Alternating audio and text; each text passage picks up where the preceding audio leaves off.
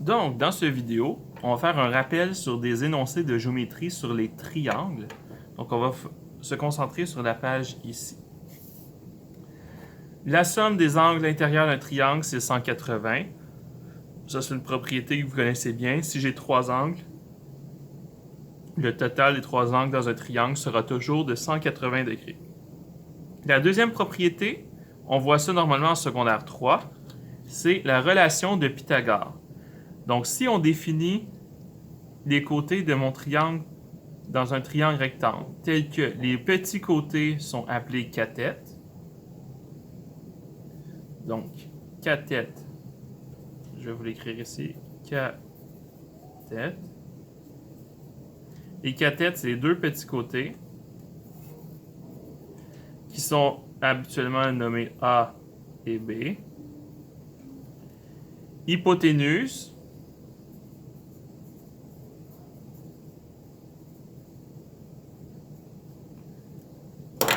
hypoténuse, c'est le plus long côté. Je vais mieux l'écrire, pardon.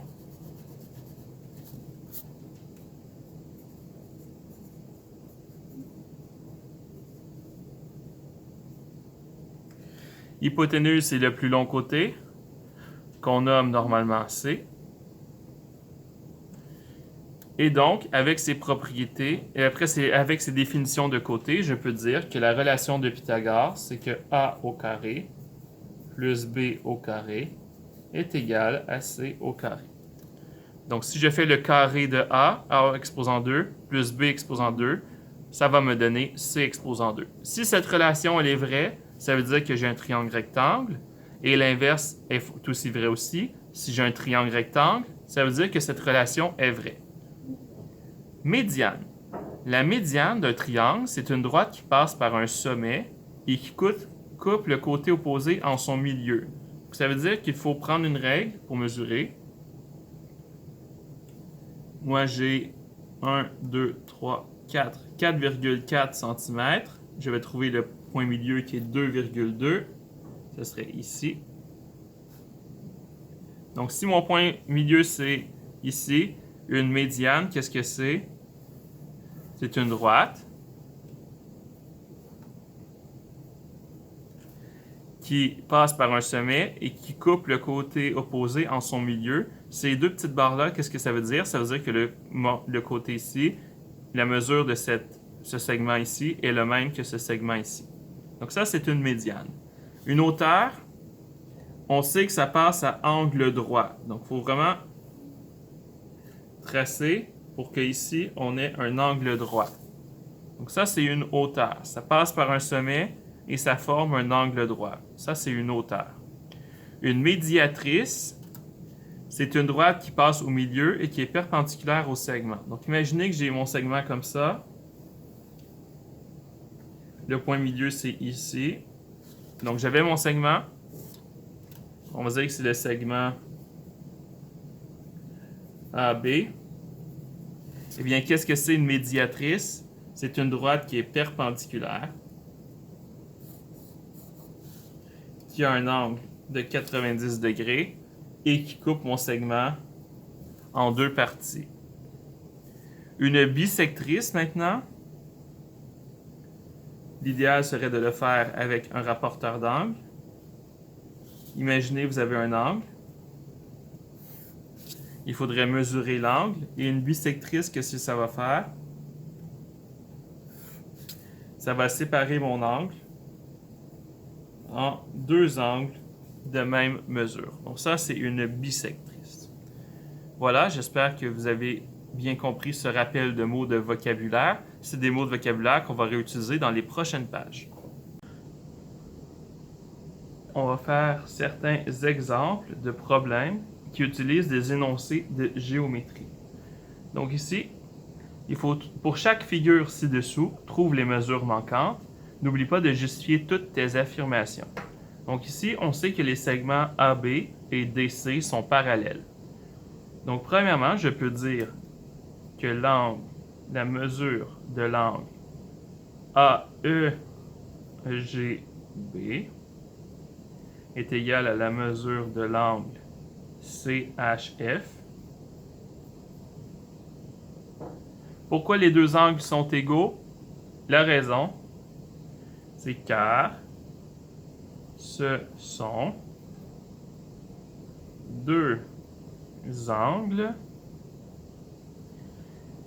On a vu trois possibilités quand c'est formé de deux droites parallèles. On a vu que c'est des angles correspondants, alternes internes ou alternes externes. Donc, car ce sont deux angles alternes externes.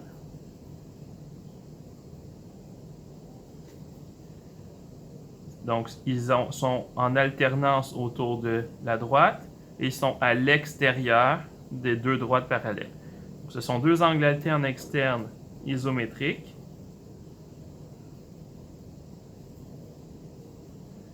Formés de deux droites parallèles et d'une droite séquente.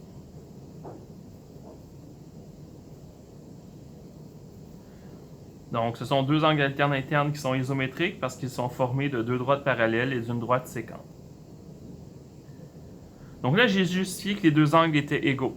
Ça permet donc d'écrire l'équation 2x moins 146 égale 4x moins 300. Je vais résoudre. J'obtiens moins 146 égale 2x moins 300, pardon. Je vais faire plus 300 de chaque côté. Donc, moins 146 plus 300 me donne 154. Et donc, divisé par 2, j'obtiens 77. Donc maintenant, je sais que la mesure de l'angle EGB, c'est égal à 2 fois x qui est 77, moins 146. 2 fois 77 moins 146, j'obtiens 8 degrés. Et ensuite, la mesure de l'angle CHF, c'est égal à 4x moins 300, ce qui me donne 4 fois 77 moins 300, pardon, je l'écris mieux.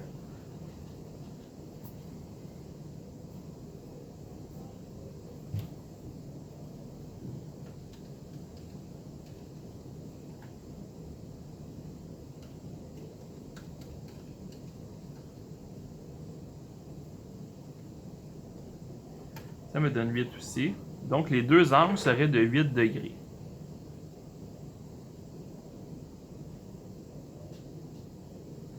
Là, le dessin nous montre que c'était des angles obtus, mais l'algèbre nous prouve que c'est 8 degrés, donc la bonne réponse serait 8 degrés. Ce qui nous indique que probablement que la personne qui a fait ce dessin a mal fait le dessin. Donc, c'est la réponse algébrique qui est la bonne. Ensuite, ABCD est un trapèze. Je veux trouver la mesure de x ici. Donc, premièrement, on va essayer d'y aller avec la logique. Comment je pourrais trouver tous ces angles? Donc, celui-là est un peu plus complexe. C'est un trapèze. Ça veut dire que CD est parallèle avec AB. Ça, c'est notre première affirmation. Ça, c'est parallèle avec ça. Et pourquoi? Car c'est car ABCD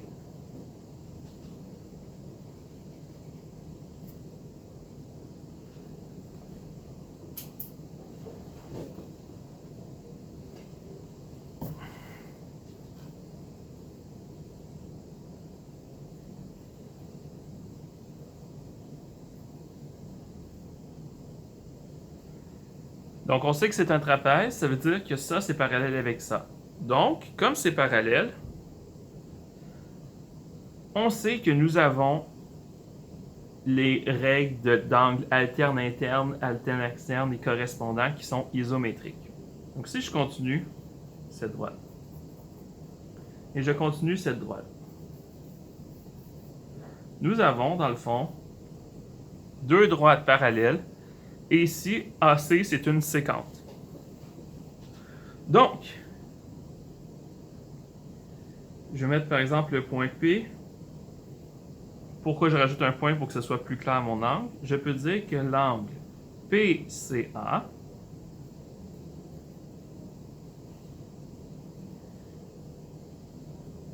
la mesure de l'angle PCA, c'est égal à la mesure de l'angle BAC.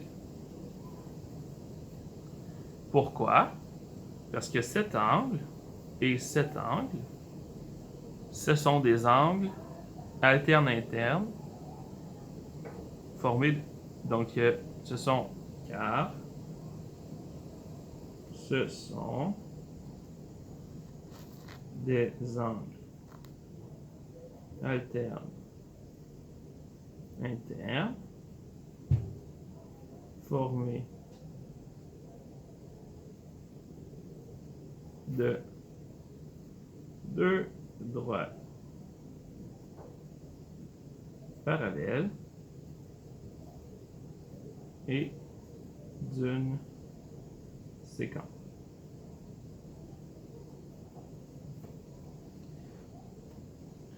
Donc, ce sont des angles alternes internes formés de deux droites parallèles et une séquence. Donc, ces deux angles sont isométriques. Ça veut dire que si je trouve l'angle PCA, je vais connaître la mesure de tout ça. Je vais pouvoir faire moins 10 degrés, ça va me donner X. Donc, ma première affirmation, c'est que les deux droites étaient parallèles. Ma deuxième affirmation, c'était que les angles étaient isométriques. Je vais donc trouver PCA. Et maintenant, la mesure de PCA,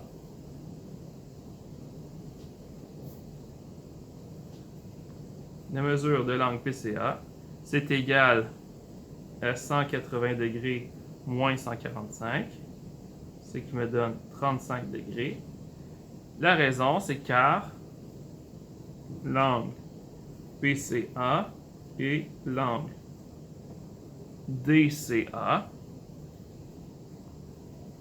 sont, ça c'est des angles supplémentaires.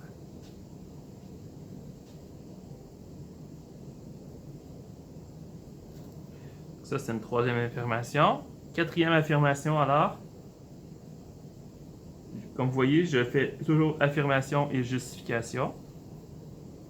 Quatrième affirmation, je connais PCA, ça veut donc dire que la mesure de l'angle BAC est égale à 35 degrés, car, et là la raison je l'ai déjà donnée, l'angle PCA et l'angle BAC sont isométriques.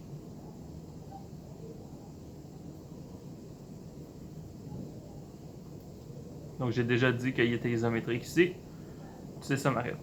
Et maintenant, je vais dire la mesure de l'angle CAD est égale à 45 degrés moins 10 degrés. Ce qui me, 35 degrés moins 10.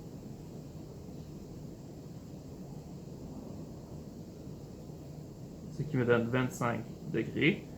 Car, et là la raison, c'est que l'angle BAC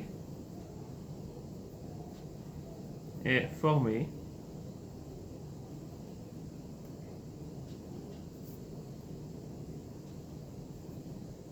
des angles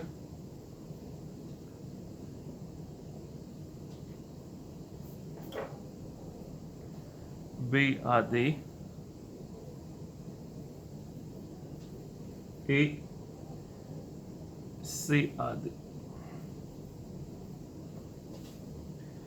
Donc voilà, j'ai tout justifié. Donc en premier, j'ai justifié que l'angle, que c'était des droites parallèles. Ensuite, que c'était des angles alternes internes. Ensuite, j'ai trouvé la mesure de 35 degrés. Ensuite, j'ai dit que c'était 35 degrés ici aussi. J'ai soustrait 10 pour trouver qu'ici, on avait 25 degrés. Donc ici, ma réponse, x égale 25 degrés. On voulait trouver la valeur de x ici. Voilà. Je vais regarder si je poursuis. Oui. Nous avons ici un parallélogramme.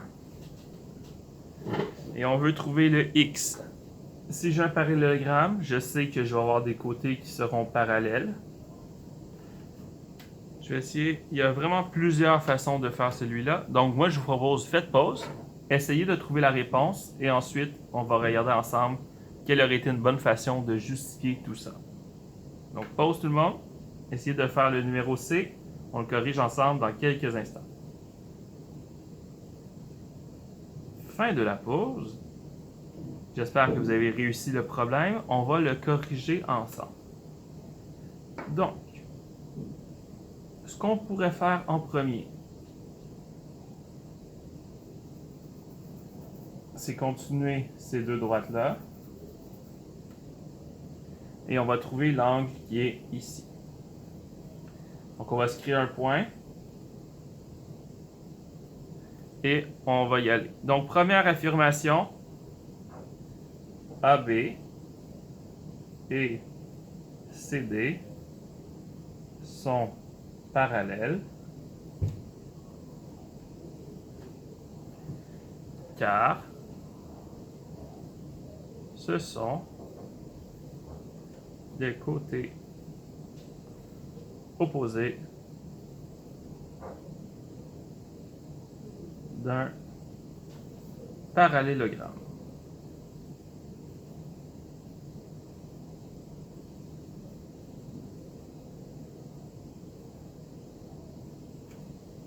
Donc, ils sont parallèles car ce sont des côtés opposés d'un parallélogramme. Donc, on sait que c'est parallèle. Une fois qu'on a affirmé ça, deuxième affirmation, l'angle EAC va y avoir la même mesure que l'angle PCA. Donc, mesure de l'angle PCA est égale à la mesure de l'angle EAC, ce qui est égal à 65 degrés. Et car, quelle est la raison? Ce sont des angles alternes internes isométriques formés de deux droites parallèles et d'une séquence.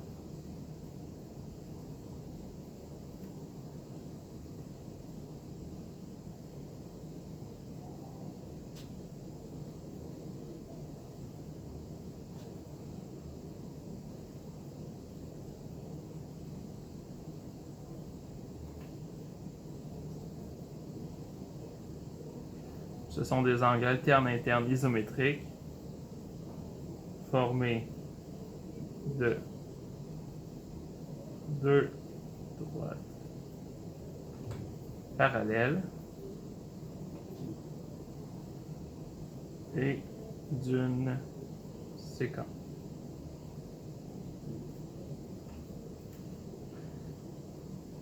Ensuite, on a dit qu'ils étaient isométriques, qu'ils avaient la même mesure. Je vais trouver l'angle ici. Ça, c'est 65. Je vais trouver l'angle ici. Comme ça, je vais avoir un triangle complet. Donc, la mesure de l'angle AEC, c'est égal à 180 moins 115, ce qui me donne 65 degrés, car l'angle AEC et l'angle CEA sont supplémentaires.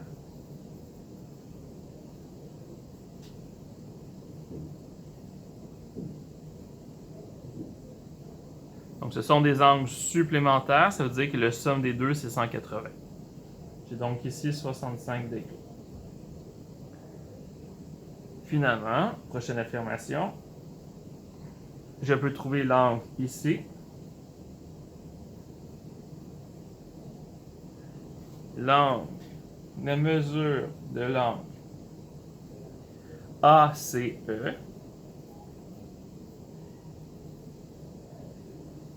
va être égale à 180 moins 65 moins 65 qui est égal à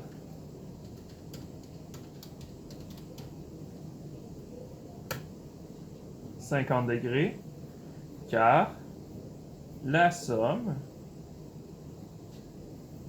des angles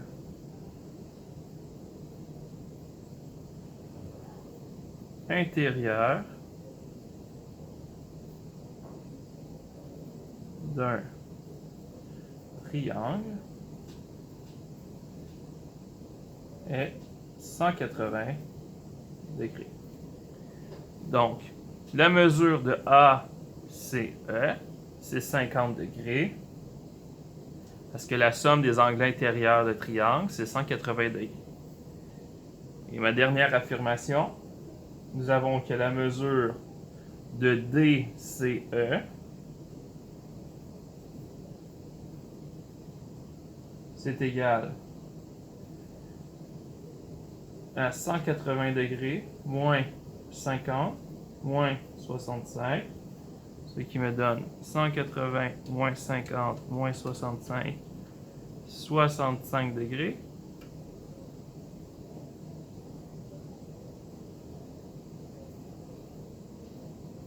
Car l'angle DCE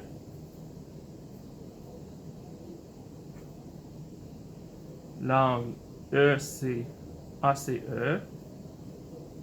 et l'angle ACP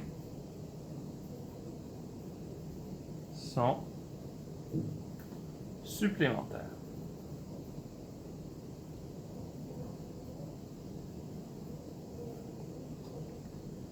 On aurait pu aussi, il y aurait eu d'autres façons de le faire. Une autre façon de le faire, ça aurait été de trouver 65 degrés, dire que c'était alterne-interne avec le X. Donc, il y a plusieurs façons différentes de le faire. Moi, j'ai fait une façon qui était un peu longue, mais si on avait simplement trouvé 65 degrés en premier et trouvé alterne-interne avec le X, on aurait trouvé la réponse facilement. Ma réponse, X égale 65 degrés. On va poursuivre avec le 2. Identifier les segments suivants, sachant que E, G et H sont au milieu de leurs segments respectifs. Donc, si E est au milieu de son segment et passe à 90 degrés, comment est-ce qu'on appelle ça? On l'a déjà vu ici. Un segment qui est à 90 degrés qui passe au milieu du segment, on appelle ça une médiatrice. Donc, EF, c'est médiatrice. D qui relie C, c'est à 90 degrés et ça touche un sommet. On appelle ça une hauteur. A et G, ça passe au milieu, mais ce n'est pas un angle de 90. Donc ici, on passe au milieu du segment, mais ce n'est pas nécessairement un angle de 90. Si on rejoint le sommet, on appelle ça une médiane.